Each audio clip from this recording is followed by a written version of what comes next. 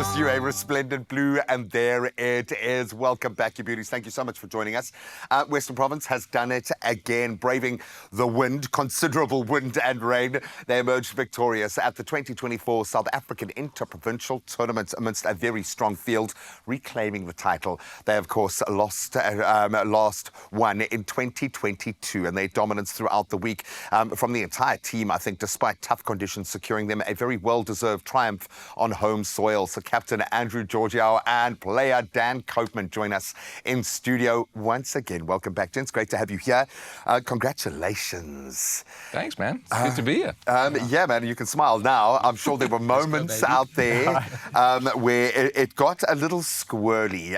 Talk us through that performance in the context of the weather and the conditions that you had to go out there. You just mentioned the snow, you mentioned the rain, you mentioned the sunshine. The heat wave, yeah. You get all the conditions in Cape Town. It's insane.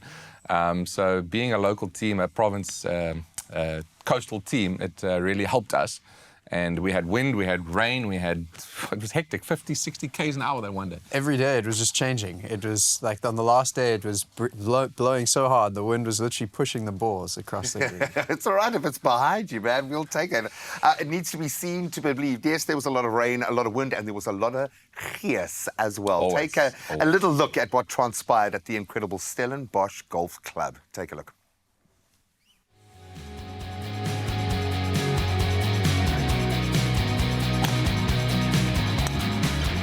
Golf course was phenomenal. The weather was very, very challenging. First time we're wearing our #1 kit, but the golf course was amazing. Really, really tough conditions, but the guys really played well, and just couldn't be prouder. So the very first day was actually one of our toughest matches against Northwest. We ended up winning 6.5, 5.5, and it came down to the 18th hole for 3 matches. Absolutely clutch to get that W on day one. Firm and fast. I mean, these greens were running about 12.5 on the stimp on the flat. Throw a little bit of wind in there. I mean, it was 50 Ks an hour earlier this morning. Yesterday we got rained on, just all the elements, but the guys are just amazing.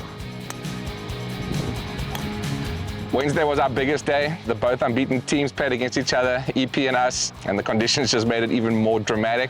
But that's when the boys really pulled through. I think we won 9.5. Windy, hectic. I mean, the 5th day, 5 days of 36, you just want nice weather. But we're grinding out there, and we did enough to get the W. Win pretty, win ugly, just win it, man. You can literally hear the flags like it's that kind of day. But it felt like that might have triggered something within the team. What do you think got you over the line? Obviously, a huge amount of momentum with wins at the right time, but it's quite a thing managing your own individual performance in a space like that. But when it's a team effort, it becomes a whole different kettle of fish, eh? They talk about team golf all the time. Yeah. You look at the President's Cup that just happened. I mean, the momentum switches from there on the day 1, day 2. Yes. And for us to get the victory on the day 1 was huge. The foursomes is such an important part of it, where you're literally hitting alternate shots, and you and your partner, if you hit him in the bush, I mean, you don't say sorry, you just get out of trouble. Would you like to say anything about your fellow golfers in this team right now? Just get it off your chest, man. Yeah, you can let it out, man. Say. I'm so grateful and thankful for all of them. They played all so well. I was the weakest link, which I felt a little bad about. But I was there for the team chemistry. I loved that. That was vibe. They gave me credit there. But really, the players played so well. Cole, Andries, Mitch, Henry, they were our top 4. They played really, really solid. And then, yeah, the guys were just so fun to be around for the week. I really enjoyed it. This underpins the importance of a tournament like this, because let's be honest, this is one of the doors you've got to knock, or you've got to kick down if you want to take the level up. Yep. But you need the time in that kind of environment. Maybe not quite an extreme environment to this degree, but you need that ladder. You need the golfers to be sharing that kind of information, and there's no substitute for experience. When you think of where this team has been and where they're going and the mix that you have right now, what's working? What's the magic in the water? So I'm on the other side of that. I've already played the pro golf. I've now come back, and I'm 38. The average team age was 24. Yeah. So I'm bringing a whole bunch of heaps of experience to the team. But it's nice just because the guys trust me. And, I mean, we had 5 rookies this year, I think it was. Yeah. and Dan was one of the rookies. Yeah. And that just helps.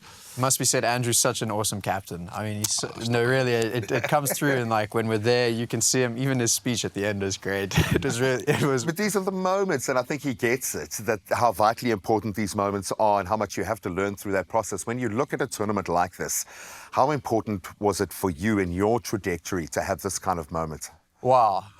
It was awesome. I really enjoyed it. It was it was another level. It was a level I hadn't experienced before, and I think Dan was more nervous on the golf course than he is even being here. Yeah, no, I was. At least he's had a little bit of time here to kind of get used to the mix. But when you see this kind of promise with this many rookies in a team like this, you've got to be excited about where Western Province is. That's fantastic. We've won 3 of the last 4 interprovincials, and to have talent coming through, I mean, our golf is really strong. And I'm not going anywhere yet, so...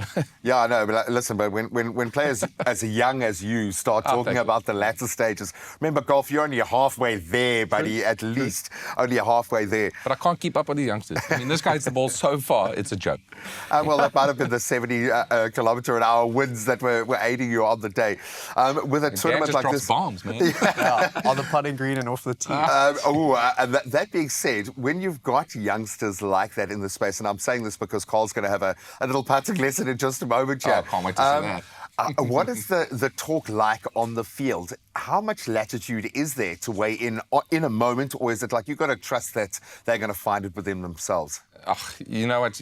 It's cliche, but you say just play your own game. You've put in the hours, you've practiced. I mean, we're going to show you a little bit of putting techniques now.